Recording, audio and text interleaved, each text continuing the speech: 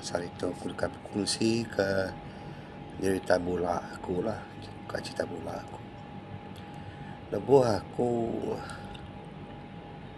di rumah, aku duduk udah makai, jadi aku mendak sikit movie, mendak sikit movie hanya pasal orang tu gangster kenyal lah.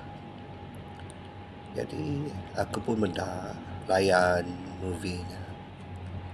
Udah cukup jam, aku masuk ke pangkil.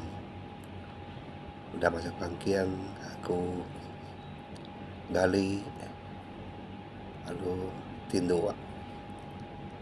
Lepas aku tidur tadi, yang bermimpi aku tadi bermimpi. Yang mimpi ke mulai ke diri ke lagi sekolah rendah. Jadi mimpi aku tadi aku yang ingat ke cerita gangster ni. Aku lebuh masanya bisi gak kuncu-kuncu aku pas sekolah rendahnya. Aku dengan segi kontrol segi sekolahnya. Siku pun ada tak berani. Udahnya aku lah membiaknya datang hari ini. Kalau ditanya membiaknya ke aku, ngantuk siapa? Jadi aku nyaut ke ya, ke mana? Aku kontrol sekolah tu. Lalu disautnya, oh, aku kak kontrol kuasa sekolah di koya.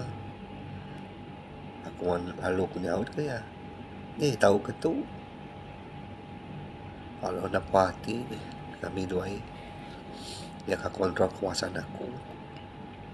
Jadi sangka mulut kami dua yang abang pengujung ni tadi, okey ke mana ya? Jadi kak kontrol kawasan sekolah aku tu, kita sama ngirup langkau tu.